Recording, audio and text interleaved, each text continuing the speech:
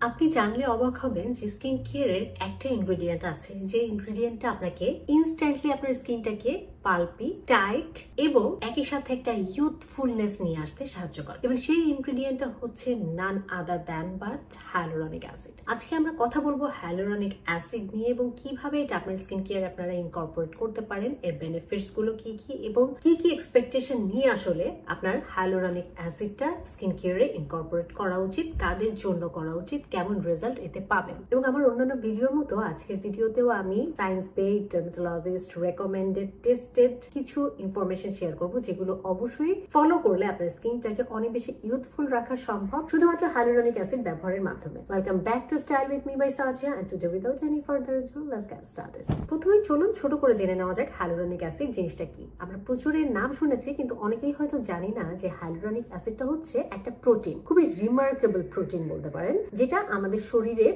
Connective টিস্যুর ভিতরে থাকে এবং এক ফোঁটা হাইলুরনিক অ্যাসিড এর 1000 গুণ বেশি পানিকে রিটেইন করে রাখতে পারে। চিন্তা করেন একটা স্পঞ্জের কথা, যেটা যখন পানি শূন্য অবস্থায় থাকে, শুকনো থাকে, তখন কিন্তু ছোট থাকে। একটা স্পঞ্জ যখন আপনি পানি দিয়ে ভিজাবেন, এটা সাথে সাথে কিন্তু আস্তে আস্তে বড় হতে শুরু করে, সফট হতে শুরু করে এবং জিনিসটার আয়তন বেড়ে যায়। ঠিক তেমনি আমাদের স্কিনের যখন পানির পরিমাণটা বেশি থাকবে, ধরে থাকবে স্পঞ্জের মতো, তখন আমাদের স্কিনটা কি হবে? স্বভাবতই পাল্পি হবে, সফট হবে, স্মুথ হবে এবং একই সাথে এটা একটা বাউন্সি একটা ভাব থাকবে এবং আমাদের ত্বকের ভলিউম এন্ড ইলাস্টিসিটি এই দুইটার উপরেই কাজ করে হাইলুরনিক অ্যাসিড। সবসময় হাইলুরনিক অ্যাসিডের কথা চিন্তা করলে একটা স্পঞ্জের কথা চিন্তা করবেন। স্পঞ্জ পানিকে ধরে রেখে যেমন একেবারে সফট, স্মুথ এবং পাল্পি হয়ে ওঠে, আমাদের ত্বকও পানি যখন ধরে রাখার ক্ষমতা বাড়ে তখন আমাদের ত্বকটাও ওইভাবে স্পঞ্জের মতোই একদম সফট, পাল্পি হয়ে যায় এবং আমাদের ত্বকে যত পানি থাকে ত্বকের কুচকানো ভাবটা কমে যায়। As a result wrinkles, fine lines গুলো স্মুথ আউট হয় এবং এটা পরীক্ষিত সত্য, বিজ্ঞান দ্বারা প্রমাণিত। হাইলুরনিক অ্যাসিডের মতো এত ওয়াটার রিটেনশন ক্ষমতা অন্য কোনো স্কিন কেয়ার ইনগ্রেডিয়েন্টের কিন্তু নাই। এবার চলুন জেনে নেওয়া যাক হাইলুরনিক অ্যাসিডের বেনিফিটস গুলো নিয়ে। প্রথমত, এটা যেহেতু ওয়াটার রিটেইন করে, পানিকে ধরে রাখে, সম্ভবত এটা দেওয়ার সাথে সাথে স্কিনটা পাল্পি লাগে। বাট হাইলুরনিক অ্যাসিডের মলিকিউল গুলো বেশ বড় হওয়ার দরুন এটা কিন্তু ত্বকের একদম ভেতরের লেয়ার পর্যন্ত পৌঁছাতে পারে না। এটা ত্বকের উপরে পানিকে ধরে রাখে এবং ইনস্ট্যান্ট ত্বকে একটা পাল্পিনেস নিয়ে আসে।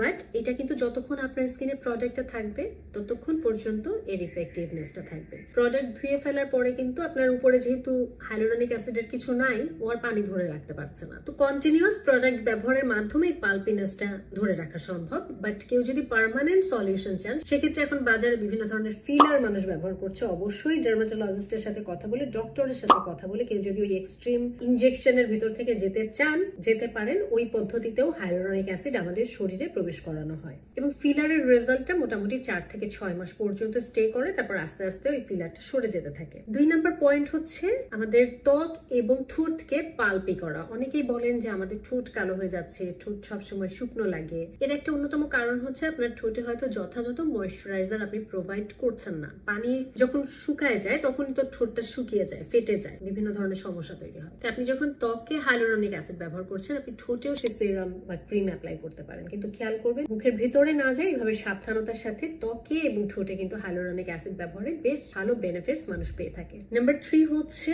ফাইন লাইন্স কে কমাতে সাহায্য করে। আমাদের ফাইন লাইন্স, রিঙ্কেলস এগুলো আসে স্কিন ডিহাইড্রেশনের দরুন। স্কিন শুকিয়ে যখন যায় তখন ওই ফাইন লাইন্স, রিঙ্কেল গুলো অনেক বেশি প্রমিনেন্ট মনে হয়। আপনি একটা কাপড়ের সাথে চিন্তা করেন, একটা ভেজা কাপড় যেমন টান টান থাকে, কাপড়টা শুকাতে থাকে, আস্তে আস্তে কিন্তু রিঙ্কেলস গুলো দেখা যায়, কুচকানো ভাবটা চলে আসে। ঠিক তেমনি আমাদের স্কিন যখন পানি থাকবে অটোমেটিক্যালি এটা পাল্পি লাগবে, ফাইন লাইন্স, রিঙ্কেলস গুলো স্মুথ লাগবে। যখন পানিটা চলে যাবে, ডিহাইড্রেটেড হয়ে যাবে, সেগুলো কুচকে যাবে। তো পানিটাকে ধরে রাখার অসামান্য কাজটা হাইলুরনিক অ্যাসিড করে থাকে। আরেকটা বেনিফিটস হচ্ছে হাইলুরনিক অ্যাসিড যদি আপনি মেকআপের আগে ব্যবহার করেন, স্কিনে কিন্তু মেকআপটা বসতে অনেক সাহায্য করে। ফাইন লাইন্স, রিঙ্কেলস গুলো স্মুথ আউট হয়, ক্রিজ কম পড়ে। লিপস্টিক অ্যাপ্লাই করলে ওই যে চ্যাপ লিপড যে একটা ফিল আসে ওইটা থাকে না, মানে পাল্পি একটা ফ্রেশনেস কাজ করে যদি আপনি মেকআপের আগে হাইলুরনিক অ্যাসিড ব্যবহার করেন। 5 নম্বর পয়েন্টটা হচ্ছে এটা ময়েশ্চারাইজারটাকে অ্যাবজর্ব করতে খুব ভালো সাহায্য করে। আপনি চিন্তা করেন একটা বাগান, যেই বাগানে মাটিতে পানি দেওয়া হয় নাই, একদম শুকনো কাঠ হয়ে আছে মাটি। সেই মাটিতে যদি আপনি ইনস্ট্যান্ট কিছু পানি ঢেলে দেন, ওই পানিটা কিন্তু ভেতরে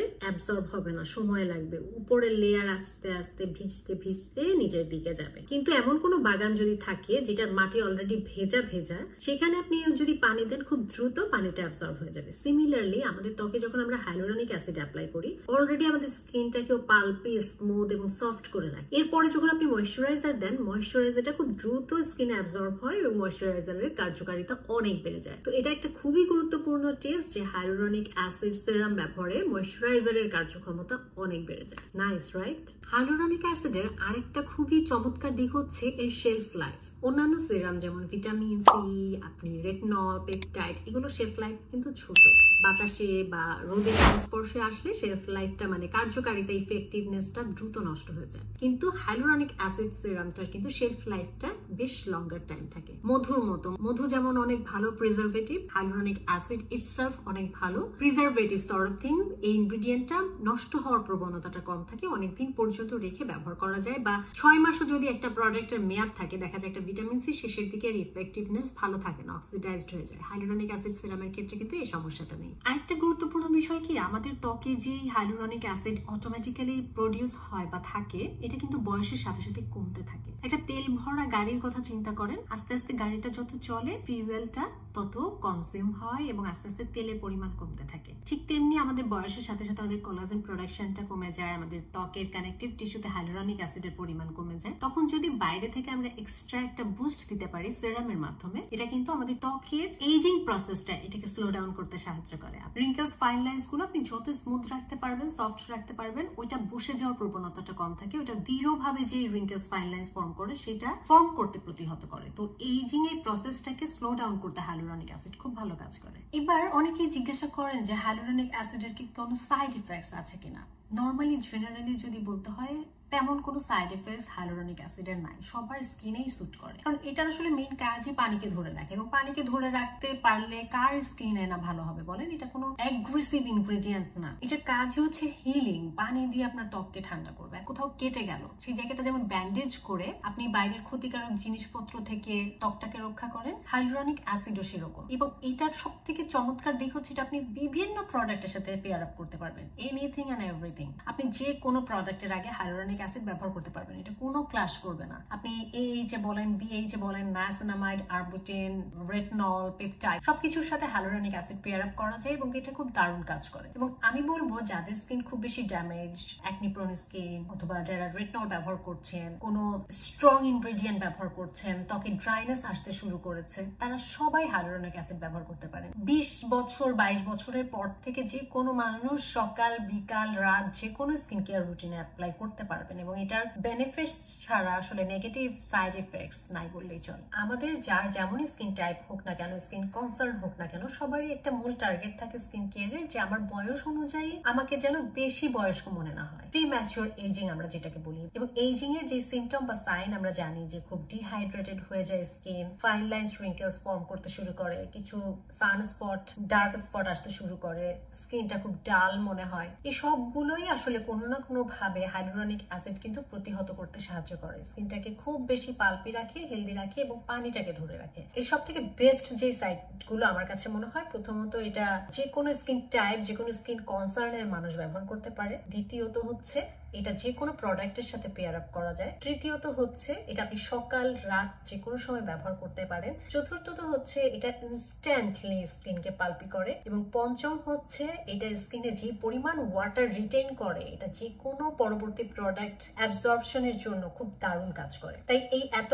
বেনিফিটস থাকার জন্য আমি হাইলি রেকমেন্ড করব আপনাদের স্কিন কেয়ার রুটিনে AM বা PM এ একটা হাইলুরনিক অ্যাসিড সিরাম অবশ্যই ইনকর্পোরেট করা উচিত সবারই। প্রিম্যাচিউর এজিংটাকে যদি স্টপ করতে চান এবং স্কিনের ওয়াটার রিটেনশনটাকে যদি আপনারা ঠিকঠাক রাখতে চান, এর কোনো আসলে বিকল্প নাই, এর সাবস্টিটিউট নাই। খুবই দারুণ একটা ইনগ্রেডিয়েন্ট। যে কোনো ভালো ব্র্যান্ডের অরিজিনাল যে কোনো একটা হাইলুরনিক অ্যাসিড সিরাম স্কিন কেয়ারে ইনকর্পোরেট করলে লং রানের একটা ভালো বেনিফিটস আপনি দেখতে পারবেন। এটা ডার্মাটোলজিস্ট রেকমেন্ডেড, ক্লিনিক্যালি প্রুভেন, বিজ্ঞানের কথা, এটা অস্বীকার করার কোনো উপায় নাই। সো আপনারা যদি অলরেডি হাইলুরনিক অ্যাসিড সিরাম ব্যবহার করে থাকেন, কে কোন ব্র্যান্ডের ব্যবহার করছেন অবশ্যই আমাকে লিখে জানাবেন এবং কে কেমন রেজাল্ট পাচ্ছে সেটা জানাতেও ভুলবেন না। That's all for today. See you on my next video. Till then, stay fine, stay safe, and spread the word. Thanks for watching. Take care. Goodbye.